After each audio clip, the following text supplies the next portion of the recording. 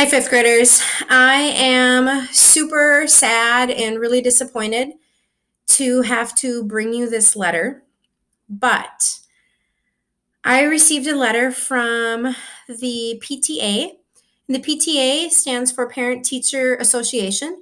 So it's the organization here at school that helps fund special celebrations and activities. And they were the ones that were going to give us our funding for our fifth grade party. And here's the letter that they sent us. Let's look at it together. It says, regarding class parties, this memo is to inform you that a class party planned by students at a nearby school, not even our school, but a nearby school, caused a number of problems that concern parents. The problems included the following. Students missed hours of instructional time while they planned and held the party. So they missed out on school time because they were busy planning the party. The site that students picked and selected was unsafe because older students who were not invited came and disrupted the party.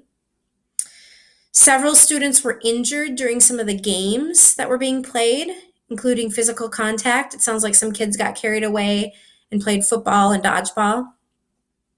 Some students had complaints afterwards about stomach aches and that they weren't feeling good because they had too much junk food. And the cost of the party that was planned was far more than how much they had budgeted for. It was too much in regards to school policy. So sadly, PTA has decided to now give us specific guidelines for all classroom parties. Here are the guidelines that we need to follow. So now thinking about the party that you're planning, I want you to think about how it's going to change. Because now they're requiring that for educational purposes, all class parties have to be held during lunch. And it can only be on a Tuesday, Wednesday, or Thursday. And it can't take longer than 30 minutes.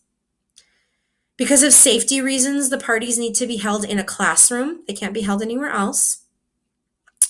For safety reasons, we have to get the games approved. So they gave us some examples of pin the tail on the donkey, beanbag toss. Those will be allowed. For health reasons, food and drink with a high sugar content, such as soft drinks, which is pop, cakes, candy will not be served. We can only serve things such as water, fruit juice, vegetables. And finally, for financial reasons, for this party that we're going to throw, students have to pay $1 to help fund the party. And if you don't bring any money, you can't participate. So it's a real bummer.